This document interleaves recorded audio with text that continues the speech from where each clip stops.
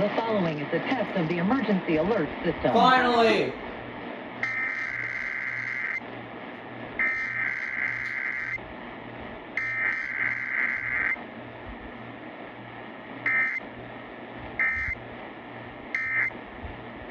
This station is testing its emergency alert system equipment. The EAS will provide timely emergency warnings.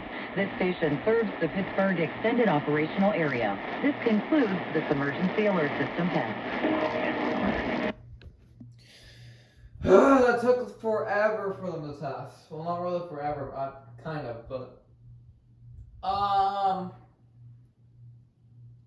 Nothing else to say except in 2 days I'm going to Alabama to activate some sirens and record some sirens. So, yeah.